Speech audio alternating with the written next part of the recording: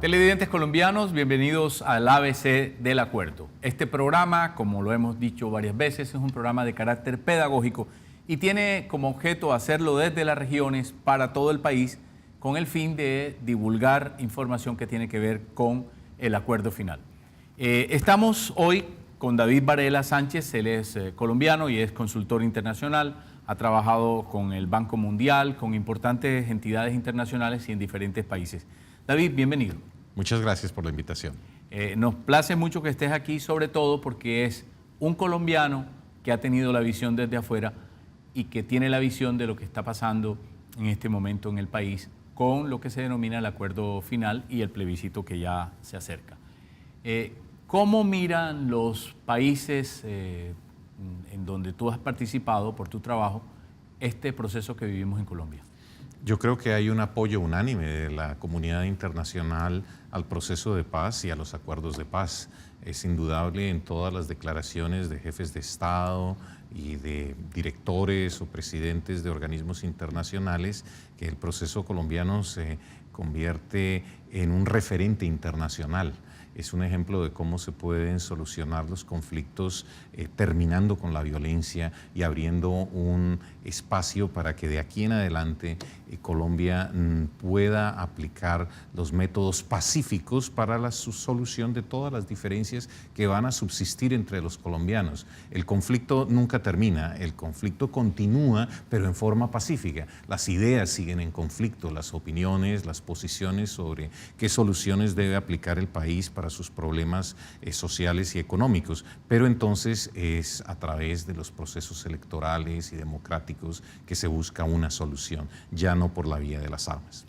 David, hay temor en algún sector del país porque consideran que la FARC se va a tomar a Colombia. ¿Cómo lo ves tú como consultor internacional, que has estado fuera, que has viajado, inclusive que has estado en zonas de riesgo, has vivido en Venezuela y en Perú en un momento importante, de lo cual vamos a hablar más adelante, pero ¿cómo ves ese temor de los colombianos? Es el temor natural, es el temor al cambio.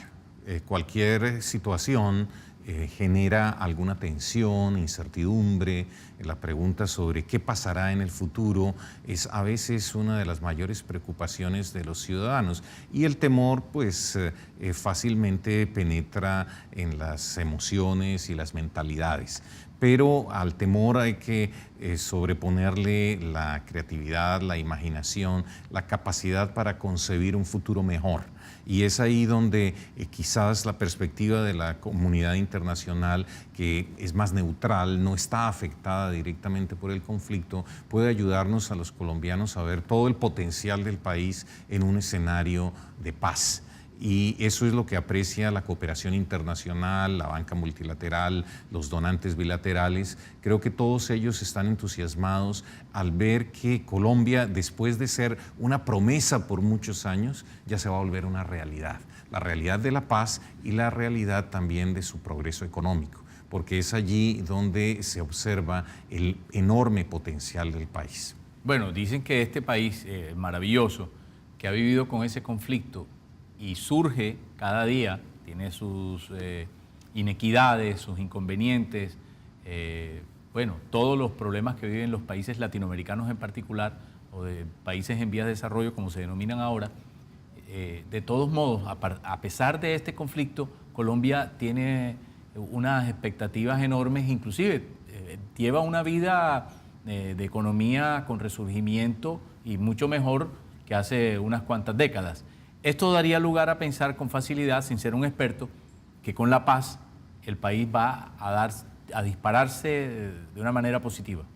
En efecto, ya existen varios estudios sobre lo que se llama el dividendo económico de la paz y creo que han sido establecidos los indicadores sociales y económicos que mejorarían en un escenario de posconflicto. Me parece que sobre ese lado de la evidencia empírica tenemos información suficiente para estimar tasas de crecimiento muy superiores a las actuales en un periodo en el cual el gasto público no se desvía hacia defensa y seguridad, sino que se traslada hacia desarrollo económico y social. Pero más allá de eso, creo yo que la cooperación internacional y los países vecinos, los aliados, por ejemplo, en el contexto de la Alianza del Pacífico, observan un gran potencial de crecimiento económico y financiero con la integración de los mercados latinoamericanos. Precisamente dentro de 2 semanas viajo a Lima para presentar una ponencia en un evento que se conoce como la Cátedra del Pacífico, que en esta ocasión lo lidera la Universidad del Pacífico en Lima. He preparado con un profesor peruano, el profesor César Ferrari, un estudio sobre estrategias de desarrollo a ambos lados de la cuenca del Pacífico. ¿Qué pasó en Corea después de la guerra, en China después de la revolución cultural y qué puede pasar en Colombia y el Perú en un proceso de alianza y de integración en torno a la cuenca? Los indicadores son alentadores, pero no son menores los desafíos. Subsisten las dificultades tradicionales de América Latina para posicionarse al nivel de los tigres asiáticos. Todavía hay muchas barreras que vencer para alcanzar los niveles de desarrollo económico que necesitan estos países para derrotar la pobreza y la desigualdad. Sin embargo, el escenario del posconflicto lo facilita todo, como lo facilitó en el Perú. Muy bien. Colombia equivaldría a un corredor que hace su trabajo de atleta con un lastre encima de 50 kilos y se lo va a quitar y va a correr con mucha facilidad. Como se lo quitó el Perú en su momento también, en los años 90. Bien, del Perú vamos a hablar pronto, vamos a hablar en el otro segmento. Pero antes de irnos a una pausa, yo quiero preguntarle qué piensan estos funcionarios extranjeros, sobre todo la gente de la banca mundial de Colombia, las percepciones directas de esos amigos o compañeros de trabajo, personas que usted conoce y que están en el mundo de los negocios internacionales. ¿Qué piensan de Colombia y de este momento? Yo creo que la mayor parte de mis colegas en el mundo de la banca multilateral y de los programas de cooperación internacional tienen una opinión muy alta de Colombia, de su capacidad institucional, del desarrollo de sus profesionales, de su clase dirigente, incluso de algunos de sus dirigentes que tienen un liderazgo de talla mundial. O sea, hay una capacidad de diálogo inmensa entre un gran número de colombianos que toman decisiones y empresarios y dirigentes de otros países. El escenario del posacuerdo o posconflicto, como prefiramos llamarlo, es el más favorable para que de ese diálogo surjan flujos de inversión, negocios de beneficio conjunto. Creo que estamos en el mejor momento para aprovechar la transición hacia la paz colombiana. Un país como Colombia, con 2 océanos, ríos, selvas, minas, estableciendo que la minería tiene una gran discusión en este momento, pero de todos modos con esta riqueza se ha quedado rezagado por el conflicto armado y por otras situaciones. Desde el exterior se percibe, y tal vez es un poco repetir lo dicho, pero bien vale la pena, que todas estas riquezas van a ser realmente explotadas como se merecen y con mayor facilidad. Pueden serlo, pero decisiones sobre políticas públicas en el campo de la utilización de los recursos son claves en este momento. Si no se toman las decisiones adecuadas, la dependencia de los recursos naturales está aprobada como una de las maldiciones del desarrollo económico. Luego, tenemos referentes internacionales. ¿Cuándo crearemos el Fondo Multigeneracional Colombiano a imitación del noruego? Luego, el debate político sobre la necesidad de ahorrar estos recursos naturales y no depender de ellos para construir el futuro de nuestro país debe comenzar precisamente después de la firma de los acuerdos de paz. Muy bien, David, muchas gracias. Vamos a irnos a una pausa, regresamos en unos instantes en el ABC del Acuerdo.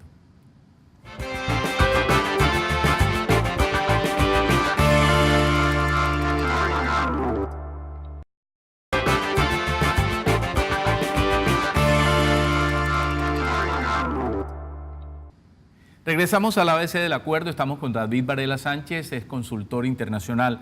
Y hay, David, preguntas de un televidente para ti. Mi nombre es Néstor Wallis y mi pregunta es ¿cómo afecta el proceso de paz a la inversión extranjera? Más bien yo creo que lo aumenta, genera un potencial enorme de crecimiento de la inversión extranjera en Colombia en la medida en que mejoran las expectativas acerca del desempeño de la economía colombiana. Es cierto que hay alguna incertidumbre acerca de la implementación de los acuerdos. Ese tema nunca se puede resolver con una bola de cristal. Hay aspectos de los acuerdos que se podrán cumplir con mayor facilidad que otros y tendrán que tomarse nuevas decisiones en el camino para ajustar las dificultades encontradas. Sin embargo, un escenario de inversión en paz es mucho mejor que uno en guerra. Y está comprobado por todos los indicadores internacionales de inversión, por ejemplo los del Global Economic Forum, un referente internacional muy importante, que los inversionistas prefieren los entornos de inversión con los mejores índices de seguridad ciudadana. Y no puede haber esos índices en Colombia mientras subsista el conflicto interno. Luego, superar ese conflicto debe darnos unos indicadores mucho más positivos en materia de inversión que atraigan capitales de distintas partes del mundo, no solamente de las fuentes tradicionales. Muy bien, muchas gracias. ¿Qué pasó en el Perú? Bueno, la floración de la economía peruana en los años 90 está específicamente asociada al fin del Sendero Luminoso. Claro que ese final fue diferente, es un final, digámoslo, de un triunfo militar sobre una guerrilla sanguinaria y en un proceso que hoy en día está siendo objeto de revisión por parte de los historiadores en la medida en que después de esa derrota ocurrieron abusos también de derechos humanos por parte de las fuerzas del Estado, abusos por los cuales están siendo investigados militares y autoridades de la época. Sin embargo, el efecto económico inmediato a mediados de los años 90 fue un crecimiento más que proporcional de la economía peruana, o sea, las tasas de crecimiento de mediados de los 90 compensaron en buena parte las tasas negativas de los años 80, precipitadas en parte por unas políticas económicas equivocadas y también en parte por el efecto del terrorismo. Luego los 90 fueron una década de recuperación del Perú, la economía peruana se reactivó y tuvo la ventaja de venir acompañado de unos flujos de inversión y de cooperación internacional importantes. Sin embargo, las instituciones democráticas solo se consolidaron a partir del año 2000. Luego fue una transición sin democracia plena, una democracia muy limitada entre el 90 y el 2000, pero que abrió el espacio para la consolidación de las instituciones democráticas a partir del 2000 y hasta el día de hoy. Fue la era Fujimori. Así es. La era Fujimori fue una era autoritaria, con un modelo de gobierno de mercado libre desde el punto de vista económico, pero de limitación de las libertades democráticas y de funcionamiento de la Constitución misma. Por ejemplo, no hubo independencia del Poder Judicial peruano durante ese periodo. Luego los pesos y contrapesos de la democracia no operaron como debían operar en una verdadera democracia. Uno de los grandes fuertes del Perú es el turismo y la gastronomía, tema del que vamos a hablar y que parece que no tuviera nada que ver con toda la cosa política, pero vamos a hacer una referencia de analistas peruanos sobre la importancia de este proceso en la gastronomía peruana, pero fundamentalmente del turismo y cómo afectó en esos años al flujo de turistas. El terrorismo, cómo lo afectó. Por ejemplo, Machu Picchu, que es uno de los grandes atractivos turísticos del mundo, se vio afectado, la gente tenía miedo a ir. Lo mismo que está pasando hoy en Egipto, o sea, las pirámides pueden ser uno de los más grandes atractivos de la humanidad, una de las maravillas del mundo, pero es difícil tomar el riesgo de visitarlas en las condiciones actuales. Machu Picchu es otra maravilla del mundo, pero por muchos años estuvo fuera de los límites admisibles para la mayor parte de los turistas, a menos que fueran muy aventureros. Y las recomendaciones de las agencias internacionales, de las secretarías de Estado, ministerios de Relaciones Exteriores, excluyen a todos los países que experimenten conflicto interno de las líneas tradicionales del turismo y más bien recomiendan a sus ciudadanos no visitarlos y les advierten que si lo hacen es por su cuenta cuenta de riesgo y el gobierno de su país no va a tomar ninguna medida para protegerlos o rescatarlos. Lista roja. Así es. Lista roja. Bueno, decíamos lo de la gastronomía porque algunos analistas peruanos consideran que el gran disparo de la gastronomía peruana, que está top en el mundo, de hecho algunos de los mejores restaurantes del mundo están en el Perú, considerados los mejores restaurantes del mundo, se debe a que la violencia de los 80 hizo que mucha gente bajara desde sitios lejanos a la capital y a ciudades importantes como Arequipa y Lima y trajera hierbas, alimentos que no se conocían en las capitales y que además trajeran fórmulas gastronómicas ancestrales que combinadas con la modernidad han producido esta gran gastronomía. Yo creo que esa es una de las variables más apreciadas de la gastronomía peruana. Redescubrir, por ejemplo, cereales como la quinoa, que habían sido olvidados de las recetas estándar de la cocina gourmet, y avanzar hacia su incorporación en lo que llaman la cocina fusión, que no es solo la criolla tradicional peruana, sino que incorpora otros elementos y recibe algunos que vienen del Japón, de la China, para construir una gastronomía completamente novedosa. Lo que distingue, creo yo, en estos días a la gastronomía peruana es su creatividad. Y la creatividad es esa apertura a todos los ingredientes, a todos los saberes, a todas las experiencias. Por el contrario, una situación de conflicto es excluyente. Más bien invita a rechazar lo que se supone que viene del enemigo, del adversario, del contrincante.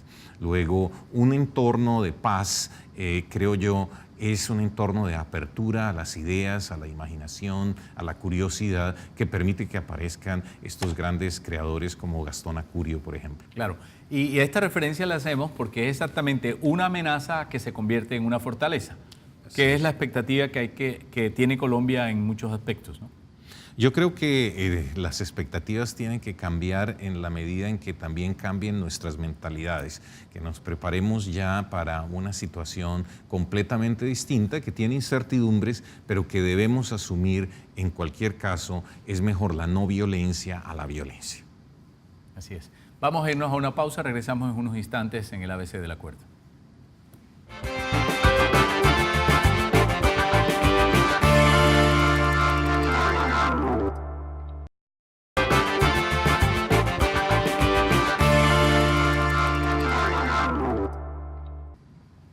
Regresamos al ABC del Acuerdo. David Varela está con nosotros, es consultor internacional.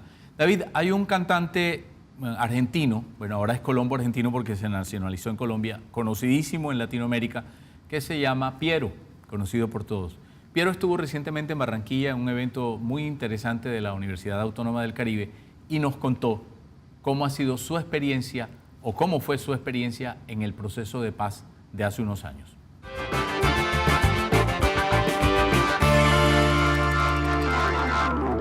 Yo estuve hace 20 años, será cuando estaba en Caguán, y me encontré en el Hotel Tequendama, me dicen, ese es el alcalde de Caguán.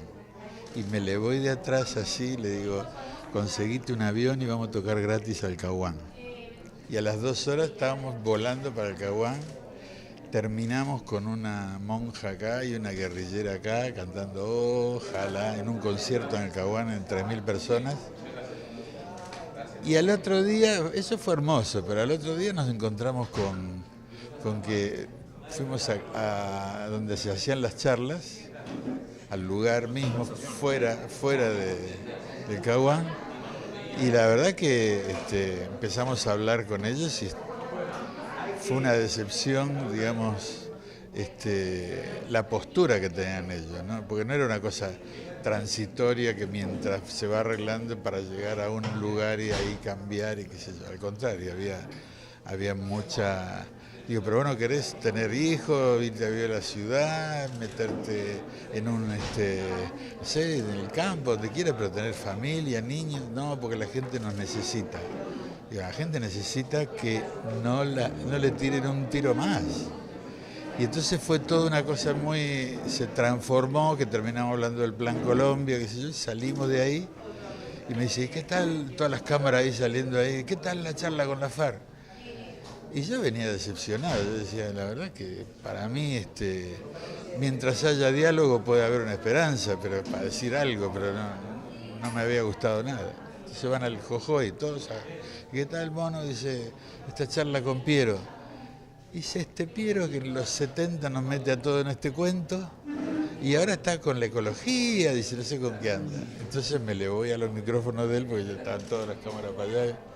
Le digo, pero en los 70 la guerrilla era hasta simpática y se usaba. Era como Robin Hood, era como Camilo Torre, eran otras cosas. Digo, ahora no se usa más. Y se lo dejé así y me fui. Y ahora que estuve en Cuba encontré la otra parte, hablando con Catatumbo, he visto cosas totalmente elaboradas, cambiadas, con una convicción, con algo muy interesante.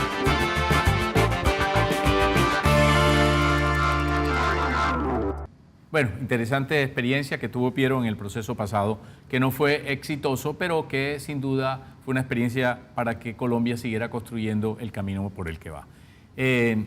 David, ¿cuál ha sido el papel de los organismos internacionales en este proceso? Yo creo que están acompañando a las autoridades colombianas en el campo económico y financiero para preparar el escenario del posconflicto. Es un acompañamiento a solicitud de las mismas autoridades para hacer los estudios previos a cualquier decisión de inversión, y cada uno tiene sus estrategias, el Banco Mundial, el BID, la Unión Europea, de modo que aporten a través de sus recursos, préstamos, donaciones, en áreas críticas seleccionadas por las autoridades. Es claro, sin embargo, que la mayor parte de los recursos para financiar el posconflicto serán de origen interno, provendrán de los aportes de todos los contribuyentes colombianos. Y tenemos que prepararnos para eso, porque también estamos preparándonos para acceder al club de los países ricos, a la OSD, y tenemos que abandonar un poco la mentalidad del receptor de donaciones. Colombia ya en la práctica muy poco recibe a título de donación. La mayor parte de las operaciones de los multilaterales, por ejemplo, se hacen a tasas comerciales. Realmente son fuentes de financiamiento disponibles, pero que no podemos considerar económicas o regaladas. La verdad es que a todos nos va a corresponder hacer un esfuerzo, a los ciudadanos comunes y corrientes con nuestro trabajo, también a los empresarios con las inversiones que ellos realicen y con las que atraigan de sus colegas empresarios de otros países del mundo. Luego, creo que el concepto moderno de cooperación internacional es el de ayuda al desarrollo, sí, en algunos sectores especialmente necesitados, regiones como la del Pacífico en Colombia o en el sur del país. Todavía se requieren apoyos directos a las comunidades y a los ciudadanos menos favorecidos. Pero en otras zonas del país el aporte fundamental puede provenir del sector privado, y no creo que podamos contar con volúmenes importantes de cooperación a la manera tradicional, la de pasar el sombrero y recibir unas monedas. Yo creo que eso ha sido superado por una nueva realidad. David, muchísimas gracias por estar con nosotros. Un placer, muchas gracias a ti. A ustedes televidentes, muchísimas gracias por estar con nosotros en el ABC del Acuerdo, un programa que se ha hecho con el objeto de darle información y pedagogía a los televidentes.